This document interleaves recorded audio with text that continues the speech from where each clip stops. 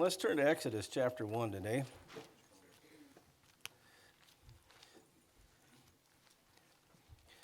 And I guess I would start putting this next section I'm working on under the heading, "An ounce of prevention is worth a pound of cure." Okay? And from God's perspective. Okay? So, Exodus chapter 1, we got the story here, the beginning. See, really interesting how Genesis sets it up. Genesis, you got everything from the beginning of creation down to the descendants of Jacob in Egypt. Not many of them, was it 70 round figures that went down to Egypt, and of course there's going to be more than that by the time that Joseph dies. But Joseph leaves his body there, and he says, "Bring her back to the promised land when you come back." Okay. So now we're looking at round figures 1500 BC here in Exodus. So you're about 350 years from the time that Jacob went down to Egypt. See, so there's a long period of time. Sometimes hard for us to put the Bible times in perspective, but when you look at the former American Republic, that it's since 1787 with the Constitution. See, it really hasn't been that long, a little more than 200 years, right? So you start thinking 350 years, it gives you a little perspective of how much history can happen there. And the fact that they are preserved as a special people was hugely significant. So the verse 8, Exodus 1:8, the new king arose over Egypt who did not know Joseph, okay? So Egypt had a lot of dynasties, and of course all that history is there. From the time that the Egyptian language shows up, with the hieroglyphics, very complex, instantaneously complex. And they start recording their history of the upper and the lower kingdoms and the various dynasties. And at some point there was a group of Hittites that came down from what would be now Western Turkey, and they captured Egypt and took over as the kings. See, and that's the new king who arose over Egypt, who had no connection with Joseph and what Joseph did for Egypt at all. And he said to his people, "Behold, the people of the sons of Israel are more and mightier than we." Okay, so they got a problem. See, they're sitting there. What they've seen is they've seen an immigrant invasion, coming in off their eastern border, and they didn't know that. And so they're concerned about the fact that the immigrants, the Israelites, are very numerous. Essentially a nation within a nation. And most of the time, what would happen is when you have an immigrant invasion like that, they just throw the existing society over and impose the new one. And so Pharaoh, he's thinking that, yep, that's what these Israelites are going to do. And so he says in verse 10, "Come, let us deal wisely with them, or else they will multiply, and in the event of war, they will also join themselves to those who hate us and fight against us and depart from the land." And so now we're going to make them slaves. See, we're afraid of them, and so we're going to make them slaves. So he appointed taskmasters over them to afflict them with hard labor. Okay. And they built for Pharaoh storage cities, Pithom and Ramses. Okay. Now, is this happening apart from God's purview? See, does God not know this is happening? Well, yes, he knows it's happening. See, this is where God is starting to work on his ounce of prevention. See, this is where he's starting to do what he does in order to strategically prepare for the next stage. So they're under hard labor. And trouble is, in verse 12, the more they afflicted them, the more the Egyptians afflicted the Israelites, the more they multiplied, the more they spread out, so that they were in dread. The Egyptians were in dread of the sons of Israel. Okay, so let's okay, if something isn't working, let's do more of it, right? You know, that's all. Man does not ever do a very good job of playing God. You know, and so, and of course, man is underneath. The Old Testament, you really don't get much of a look at Satan directly in the Old Testament. But from the New Testament perspective, you see his hand in all of this. See, he's doing his part. He's orchestrating his warfare against God and against the people of God. And so, you know, he likes people to be enslaved. You know, people are enslaved, they don't have a lot of choices. So he likes that. When Satan gets people to have wealth and power, like we're doing the opening, these guys tend to oppress, don't they? And when people are oppressed, they don't have the freedom to follow God. So this is Satan's plan here. And of course, again, God's more than Satan realizes, God is actually superintending this thing so that it goes ultimately the direction he wants it to go.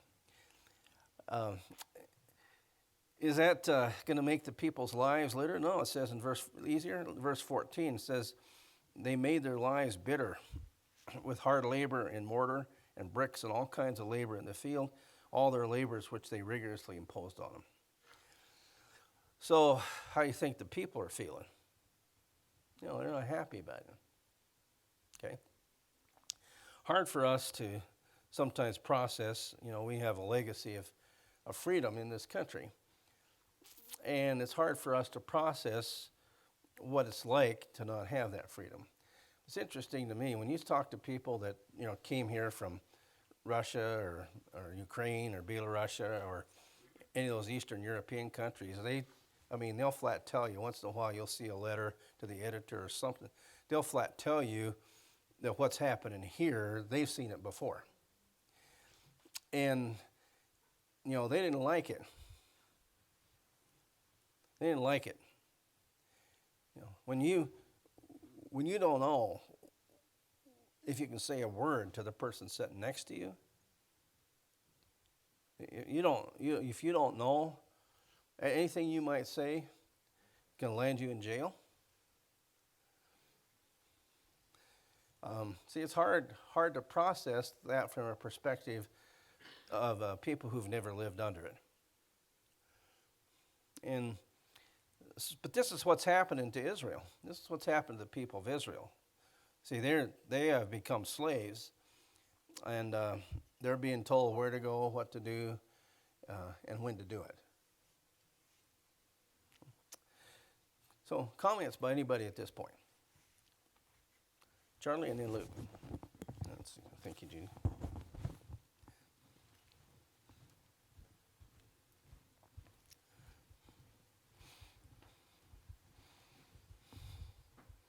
Wonder what makes human societies just fall into this, and why do they? We've seen the pattern, and we have the Jews as examples, but it's happened around the whole world. Human society just gives up and puts up with all of this. I wonder if you have any comments on that. Yeah.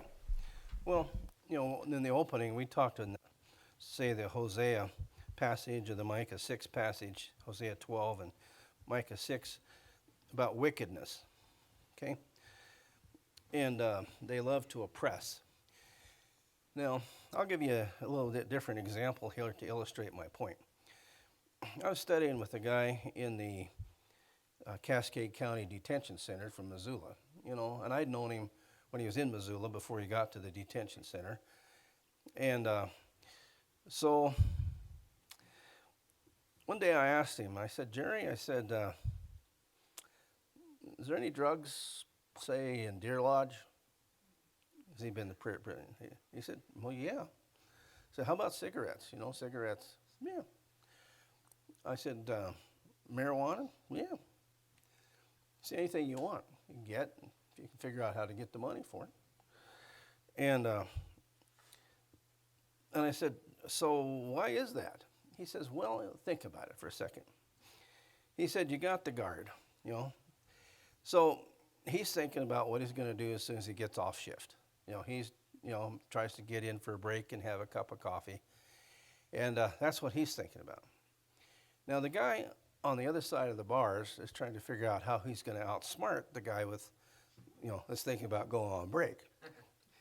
He said, now they're both human beings, right? So one guy's thinking about it all the time, and the other guy is trying to think about it not at all. He said, who's going to win that? Okay? So when you got the average guy out here, you know, just an average human being, you know, family, trying to make a living, you know, maybe have a little garden in the back, trying to scrape a living out of the ground, or, you know, working on a job or whatever, running a business. What's the focus of their attention? That. Okay? In the meantime, you got a certain percentage of people who are figuring out how they're going to outsmart the guy that's working for a living. Who's going to win that? See, so the point is these guys spend 24/7 thinking about how they're going to isolate the individual so they cannot get together collectively and overthrow the wicked guys. See, and they're extremely skilled at it. Now, the devil's goal, of course, is to divide, split, right? Get people fighting with each other, you know, husband against wife, kids against parents, you know, church member against church member. You know, that's his goal, right? And he's good at what he does. Okay, and so divide. Now, these guys are extremely skilled, and they've written it down over the years. So they've not only the skill of one generation of wicked guys, that the next generation can learn from those guys and take it the next step. So they're extremely skilled in at isolating you as the individual, so you don't have the ability really to fight back. Okay, masks is a good example, right? Okay, you know, how many here really liked masks? Well, you guys are unanimous. Okay, Randall. Okay, thanks, Randall. You know, we should never have a complete, you know. You know, we don't like masks. You know, we know the masks don't do any good against influenza. You know, I mean, that's, and, you know, the studies from 2010 to 2018, more than 20 studies showed that masks were ineffective against influenza. In fact, some of the early CDC statements said so, right? Okay, so how come then did masks get imposed? And how did they do that? See, you couldn't fight back on an individual basis. See, when you couple the federal government, the state governments, and unelected health officers, see, coupled with the multinational corporations, see, running the same policy, they got you isolated as an individual. Okay? And it's very difficult to fight back under those conditions. That's what they do over and over and over again. I'm going to retell the story of how they got the guns in Germany. Used to be an area coordinator for the John Birch Society by the name of Hans Phillips. Again, Hans came up in Nazi Germany, so he remember, Nazism is not right wing. Nazi stands for National Socialist Workers. Okay? So Nazism is National Socialism. And the only difference between it and communism is international socialism. Okay? That's the only difference. And they do exactly the same things over and over again. So they got to get the guns out of the hands of the Germans, right? So, question. Are the Germans a bunch of dumb, uneducated people? No. Did the Germans not know what Hitler was up to? Well, to some degree they did. Okay? You know, they started figuring it out, see. But by this time, see, the German government's got everybody on food ration cards. They hadn't developed the word SNAP yet. Okay? They got food, you know, with a credit card type. But But your ration cards came to you in the mail once a month, right? Your ration, and you couldn't get food without your ration cards. You couldn't buy it. See, they had that all set up, see, from the top down. And so all of a sudden, at one point, poor old Nick Cover, he gets a letter in his mailbox there that says, "We know that some of your neighbors have guns." Now, we're not coming after your guns, Nick. We're coming after your neighbors' guns. Now, if you'll let us know which of your neighbors have guns, then you'll get your food ration card. Okay? So now guys looking at starving are ratting out his neighbors. So they ratted out their neighbors. And Hitler got the guns. See, they isolated the individual, isolated the individual, isolated the individual. See, so they're very skilled at doing that, and that's how they get there, Charlie. So I'll continue. And you see that, don't you? You see that step by step, that isolation of the individual. And that's planned. The individual is under planned obsolescence. That's what that is. Okay. Further questions on that, Charlie? Good. Okay, Luke.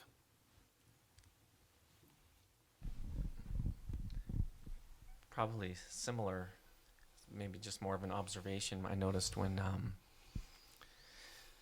traveling to the Philippines stuff, those Asian cultures, you're used to being told what to do and what not to do and what you're allowed. So like the masks, were pretty prevalent in those Asian cultures before from their previous things, but they're used to being just told what to do. And so after a while, it just breaks that down. So what you were talking about with these people who are oppressed and why the devil likes slavery, after a while, you just get used to it. And so it breaks down that whole internal mental will to resist, and you just kind of becomes a part of your way of life, I guess. Yeah. That's what I observed. Yeah, the human being tries to be adaptable for survival purposes. And so like I say, they're very good at that. And again, you know, Gary, we've seen it, the same thing. You've seen, okay, so what happens when you're trying to get on a line for China Air? Okay. you get overrun.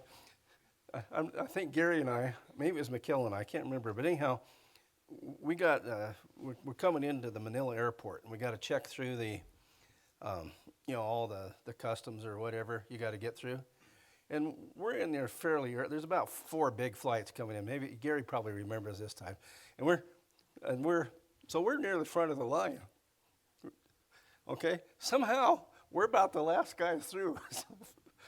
See, these guys are skilled in being grouped, but they're skilled of, See, we're trying to be honest guys. We take our place in line, and these guys they've been jammed together for a long time, and so they're much more easily set up. I just finished reading a book on the early American frontier for the first time, and or third time, and I get a lot out of it. But see, it's really interesting. Early on, the colonists were the same thing. They were used to doing what the government of England told them to do. Okay? And it stayed that way. Okay? I mean, when the revolution happened, there's, the revolutionaries, but there are a lot of Tories, but you see, I was starting in about 1762. You started having the development of what's called the frontier people. And remember, after the French and Indian War, the British Parliament imposed what was called the Line of Proclamation. It essentially is on the Allegheny Ridge. Everybody had to stay east. All the waters that flowed to the Atlantic, they had to stay there. Anything that flowed to the Ohio couldn't get on that property. Now, British government was in favor of that. The big guys that were planning on developing the land in the West, like George Washington, were in favor of that. Okay, everybody was in favor of it. The guys that traded there, they were in favor of that. The Indians were in favor of that. But there was one group of people that weren't in favor of that, and that's the guy that wanted to clear off a clearing and build himself a hut and on his own land. And step by step, see, then, okay, now when, toward the end, when the British still controlled it, these guys weren't getting any help from the British government. And then, again, the Shawnees particularly, the Iroquois were smart. They said, okay, we're going to sell the land that belongs to the Mingos and the Delawares. So you guys head toward Ohio, okay? And in the south, the Creeks did the same thing. And the Cherokees, we'll let you guys go into Kentucky territory, okay? So that's where they're headed. Daniel Boone and those guys they're starting to cross, and form Harrodsburg and Burnsboro, and those they called them stations at the time. The old word for ranch is station, and that's what they still call it in places like New Zealand or Australia. Station, not a ranch or farm. And so they were setting up their stations, see, and of course they're being butchered by the Indians, and then the United States was successful in the Revolutionary War, and so these guys aren't getting any help. They don't get any help from the British government, don't get any help from anybody. Guess what? They're going to have to get help from themselves. See, and so these became the independent guys that really made the revolution, and particularly the Bill of Rights, possible. Because the Kentuckians, and their long rifles, they're described as in their leggings and long rifles, sitting there listening to Patrick Henry's speeches, keeping order. Okay. See, and you're not going to have a constitution unless you have a Bill of Rights. Okay, that's these guys, the frontier people, is what made that possible. These were the really independent guys. Said no handouts from the government, don't need the help from the government, don't want any help from the government.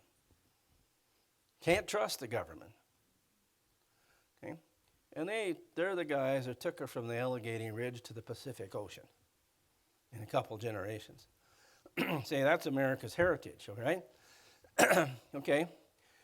To me, the classic case, I never forget, back in 2010, we had this humongous hailstorm, 2 of them that hit. A lot of windshields were knocked out.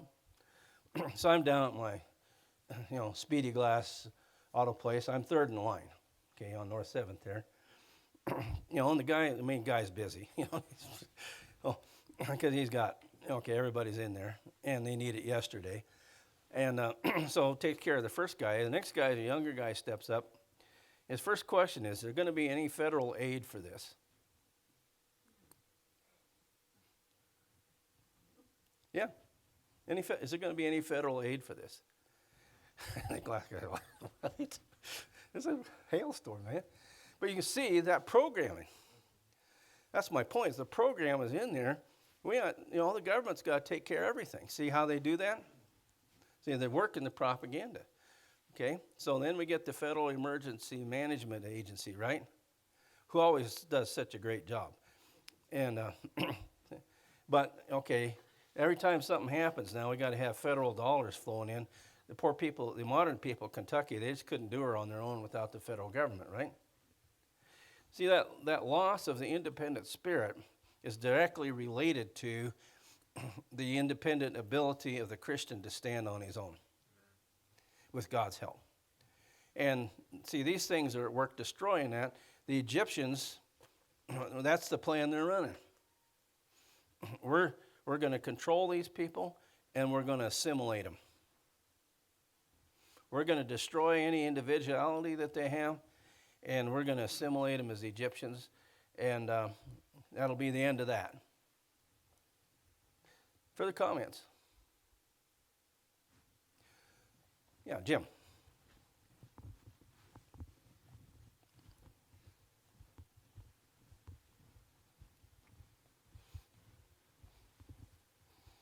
All of that being said, me and Charlie are sitting here wondering why we don't fight. Why did we just cave and not fight? And I think, part of it has to do with survival. You hit on it earlier, is just trying to get through it. Most people are just trying to get through it. Some people don't love their life even to death and are willing to give it up for causes, and that's why you have revolutions and uprisings. Rather than being tread on and oppressed, okay, then you have a people that do rise up every once in a while, but you're seeing less and less than that these days. Yeah. Well, another thing you got to really watch, okay, you take the, quote, January 6th insurrection, right? Okay. Burning down Portland, that's a peaceful demonstration. The Capitol, that was an armed insurrection, although nobody had arms, okay? But what's really interesting, see, as they start bringing these indictments, okay, there's about 20 guys. They're right in the middle of this. There's no indictment against them. No. Now, what that is, that's known as federal property. See, the FBI and to some degree the CIA, ATF, these guys are right in the middle of Proud Boys and Oath Keepers. And you got to know that. And they're the guys. Okay, remember the guy with the big bull horn, horns? Okay, like nobody's going to notice him, right? He's supposedly a QAnon conspiracy guy. Now, number one, QAnon is not an authoritative source at all. It looks like there's federal agents that write that. So they put some truth in it, and they put some way out stuff to discredit it, okay? But he's a left-winger. He's been marching in left-wing stuff for a long time. His name is known from Arizona, and he's left-wing. See, but they're painting him as one of the right-wing conspiracy guys. So these are, the language on this, the technical word for it's a French word, it's agent provocateur. It's just agent, spelled like that, and then provocateur. See, they're guys that are actually right in the middle of stuff. In other words, let's say you want to get together. Okay, let's say Jim and Charlie. They say, you know what, we got to do something. And, obviously at this point it's going to take force because there's no other language that's understood. Okay, so as soon as you start that, I guarantee the FBI is going to be right in the middle of that, right, Scott? Scott knows. FBI will be right there, and they'll look like you, and they'll talk like you, and they'll do a better job than you do explaining your position. FBI, working right in you. Okay, so you see how? So what they do in these countries where they already got some control, they'll deliberately provoke unrest. See, and then what that'll do is that'll cause all the guys that are, okay, we're dissatisfied, we want to overthrow this. That'll bring them to the surface. See, and then just take them out, and then take it back to the way it was. If the iron door is open, remember the only purpose of that is to expose who's not really with the, quote, program, unquote. Get those taken care of, and the iron doors will close again. It's the way it works, okay? Anybody who's ever studied communism knows that's how it works. Okay? And so nothing new here. See, the oppression, if you're going to oppress the peoples, you're going to use the same programs over and over and over again. The devil doesn't need any new ideas because the old ones work just fine. And it's always isolate the individual, expose the individual, isolate the individual. If he starts to be effective, then isolate him and destroy him. They're skilled at it. And, okay, tracking, right? When Katie and I went through the Charlotte airport back in, I think it must have been June must have been May, okay? Yeah. Oh, no, we went through the Baltimore airport. That's what it was in June, okay? Yeah, Maryland's, sending us information that, glad we were in the state, and would send us any information of anybody that we came in contact with that had COVID. So you talk about the ability to isolate. Okay. But that's okay. See, we got to deal with that and understand that and process it. It's part of our reality. Like Katie and I are going to, after we finish today, we're going to Twin Falls, Idaho, and on into Boise, and, finally Grants Pass, Oregon. Okay. And I'm looking at the weather, and I'm not sure we're going to make it. You got one of those pineapple expresses, just a hose of moisture. It's been doing it, started in British Columbia. Remember all those floods? It kind of hit Seattle. Now it's worked its way south to Portland, and, it's going to be snow in Portland and Northern California.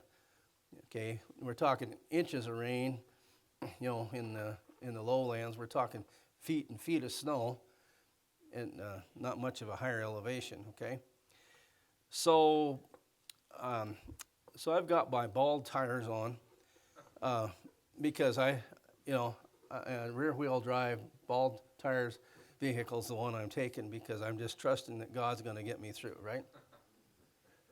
No, I got my biggest 4-wheel drive I got, all-wheel drive, and the best snow tires I got.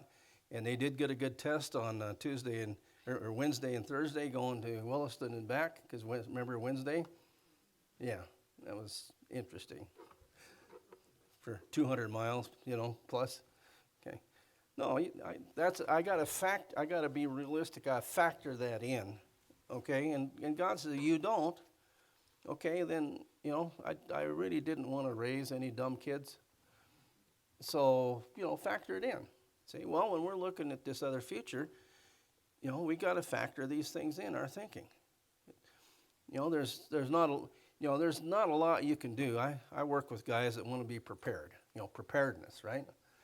Okay, so much guns, so much ammo, right? Well, they got ways of getting around that. It isn't like they don't know there are more arms and munitions in the hands of the private citizens of the U.S. than all the armies of the world put together. Oh, we didn't know that.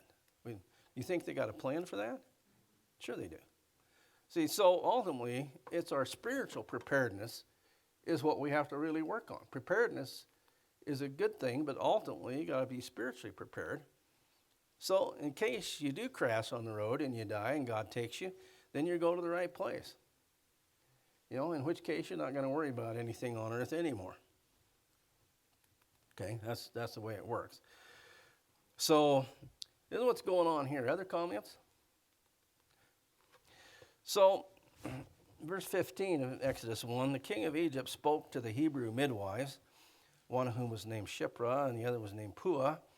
He said, when you're helping the Hebrew women to give birth, to see them on the birth stool, if it's a son, you put him to death. If it's a daughter, live, okay? See, because if you put all the sons to death, then the daughter's going to have to marry Egyptians, okay? And it's going to work out. But the midwives feared God, did not do as the king of Egypt commanded them, and let the boys live. Okay.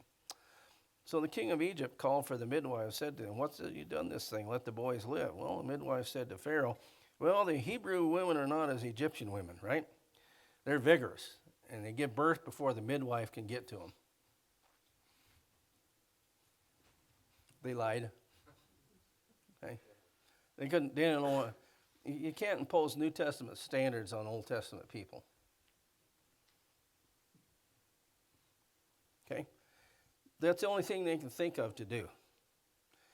And, you might have done the same thing. See, it's easy to sit here. We got really nice, comfortable, brand new green chairs here. Look nice, feel nice. These are comfortable, aren't they? It's good, good addition, great.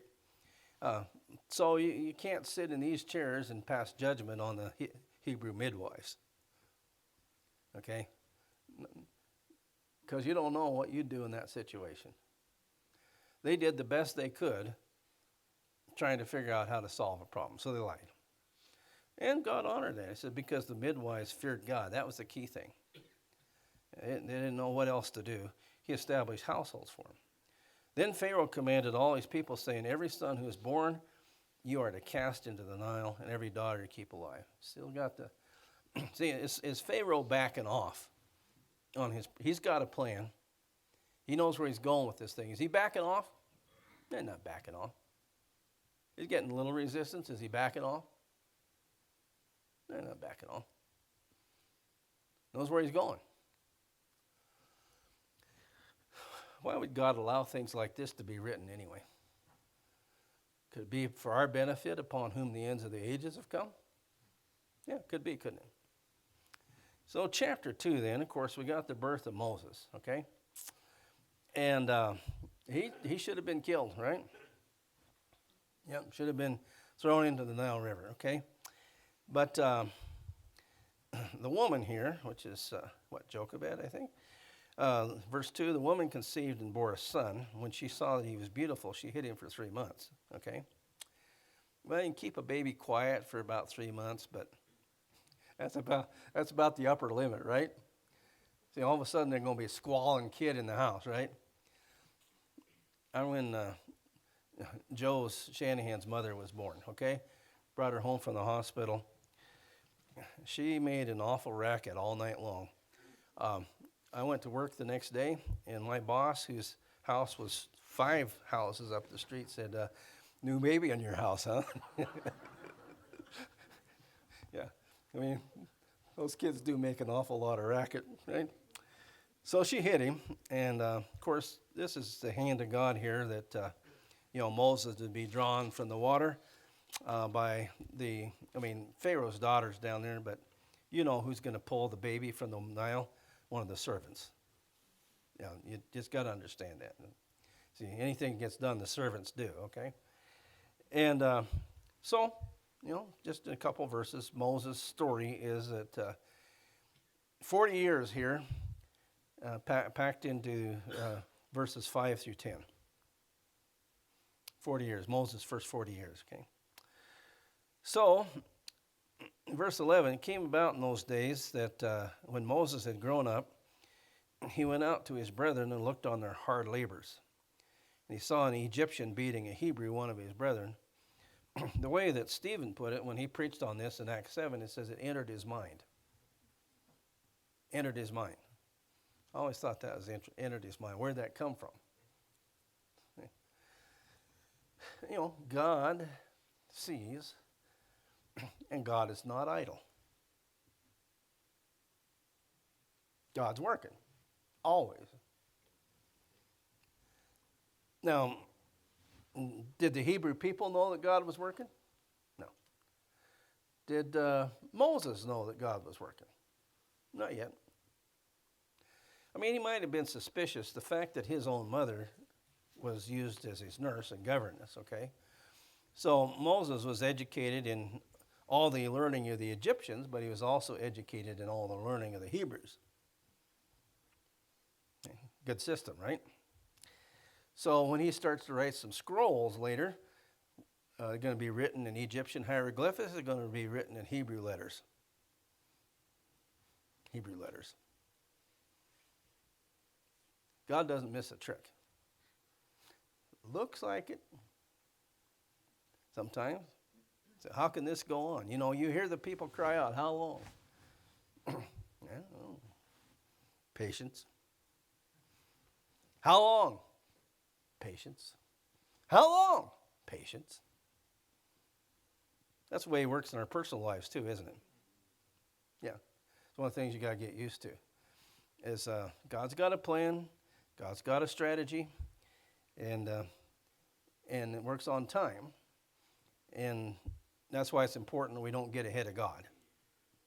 Sometimes you just got to that's where wisdom calls us. When do you do and when do you wait? Sometimes you just got to pray for that.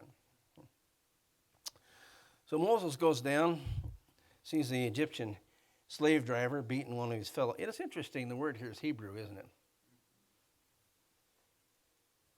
Okay. Hebrew.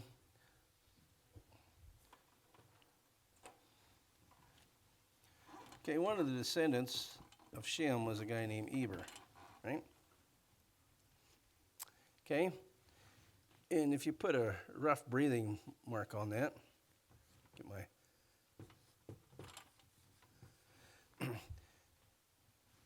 see that rough breathing mark? Where's Josiah? You had some Greek, right? Okay. There used to be rough breathing marks in the front of that, right? How'd you pronounce that? Forget, okay. Joe, you remember rough breathing mark? You know, look, I would think that guys would remember rough breathing marks, right? Pronounced like an H. You remember Gunnar? Yeah, Gunnar remembers, all right? Okay. So Gunnar, how are we going to pronounce this? There's a rough breathing mark right here, and this is E-B-E-R. Heber or Heber, okay? So you can see how that could become Hebrew, couldn't it? That's where it comes from. Now the Egyptians called them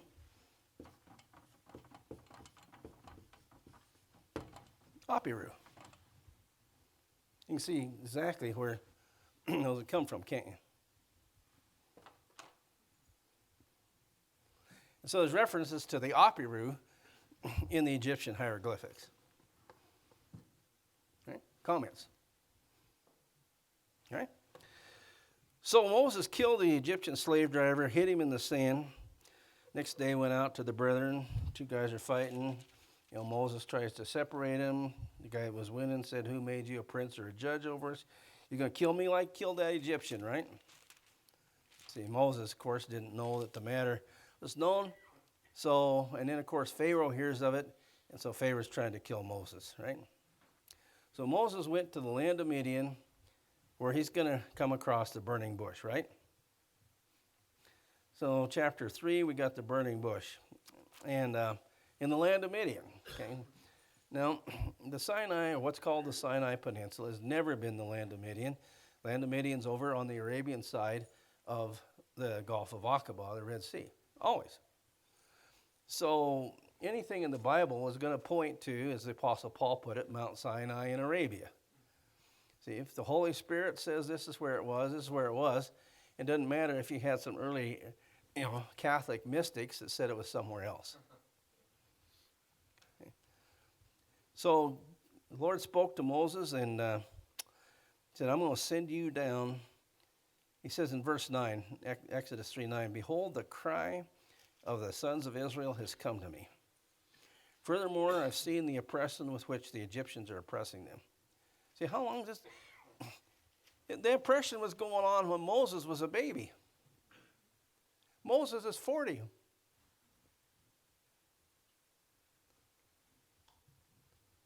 Been going on a long time. Right? Moses was 80 by the time we get to Exodus 3. 80 years, at least, by the time that God says this to Moses.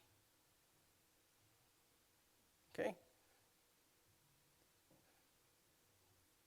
That's roughly the length of time between the October Revolution of 1917 and Perestroika. Actually the Perestroika and Glasnost was a little bit less than that. And put it in perspective, don't we? And so God says, "I'm sending you. I'm going to send you." And in verse 16, he says, "Now, go and gather the elders of Israel together and say to them, the Lord, the God of your fathers, the God of Abraham, Isaac, and Jacob, has appeared to me, saying, I am indeed concerned about you and what's been done to you in Egypt." Okay, they don't know that God's concerned about them. At least 80 years of nothing but oppression. Doesn't look like God cares. Right? He abandoned us, forgot us. No. I am concerned. So, in verse 17, he said, "So I said, I will bring you up out of the affliction of Egypt to the land of the Canaanite, the Hittite, the Amorite, the Perizzite, Hivite, Jebusite, to a land flowing with milk and honey." He said, "I'm going to get you out of here. Next week, right?" No. It'll take a while, right? He lets know. He says, look, when you go down, the king, you go down to Pharaoh, he's not going to let you go. See, in verse 19, I know that the king of Egypt will not permit you to go except under compulsion. So he said, I'll stretch out my hand and strike Egypt with all my miracles, which I will do in the midst of it. After that, he will let you go. And I will grant this people favor in the sight of the Egyptians, and it shall be that when you go, you will not go empty-handed.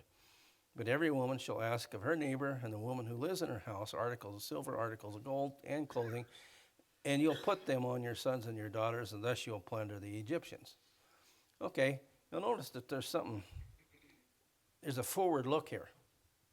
Okay, I'm going to bring you out. Okay, now what's going to happen is when you bring out, you're going to plunder the Egyptians. You remember all these societies, they put the wealth on the women. It's the safest place to store it. The women won't lose it. You don't store it on the men. Hey, where's that gold bracelet? I don't know. Find it yourself. But they store it on the women. They always do. And, the rings and anybody here been to India? Okay? You really see that in India. I mean, there's more gold in India, I guarantee you, by far, than there is in the United States. Available. Lots more. And it's on the rings and the ankle bands, and the neck collars and the nose rings and the earrings and, and it's all good stuff. Okay. So that's where it was. That's why you ask. And they said, every woman ask her neighbor and the woman who lives in her house, give me your jewelry.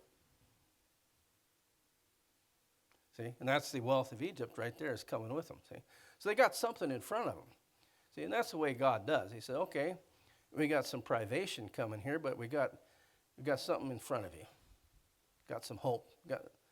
See, and that's what God's doing for us under the terms of the new covenant. What He's planted in our minds is the hope of the resurrection. Let's turn to Philippians chapter 3, and we'll kind of fold her up with this morning.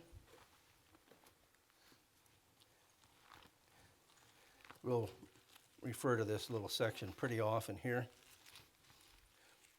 As we work through an ounce of prevention is going to equal a pound of cure from God's perspective. Okay. Paul said in verse 11 that his goal was that he may attain to the resurrection from the dead. He said, not that I've already obtained it, or as he rephrased it, have already become perfect, that is with the perfect resurrection body, but I press on so that I may lay hold of that for which also I was laid hold of by Christ Jesus. Brethren, I do not regard myself as having laid hold of it yet, but one thing I do, forgetting what lies behind and reaching forward to what lies ahead, I press on toward the goal for the prize of the upward call of God in Christ Jesus. That's what God's put in front of us, every one of us as Christians. He's really gone to a lot of work in the New Testament writings to implant this picture in our minds that because Jesus Christ is resurrected, we will be resurrected. And what's important is we get what Apostle Paul called the resurrection of the righteous is contrasted to the resurrection of the wicked. That's what's in front of us. And as we've stressed before, every other hope you got can be taken. Your health can be taken. Your families can be taken. Your economics can be taken. Your freedom can be taken. Everything in this physical life can be taken, but there's one thing they can't take from the Christian, is resurrection. And that's what God's trying to help us under the New Testament to focus on. Paul, when he talked to the churches he established on the first missionary journey, he says, through many tribulations, how we're going to enter the kingdom of God. A lot. See? And so, ultimately, for the Christian, you got one hope. And one of the things that we've got to learn, is that's the only place to fix our hope, ultimately, in order to maintain a good attitude. You fix your hope on anything else, sooner or later your attitude's going to go in the tank because it can't be sustained in the physical realm. So God, just like He put hope in front of the Israelites, a physical hope for physical people in their physical situation, He's given us hope too. But it's called the hope. Paul said, I was on trial for the hope of Israel. And that's, if we learn to focus on that, everything else will be okay.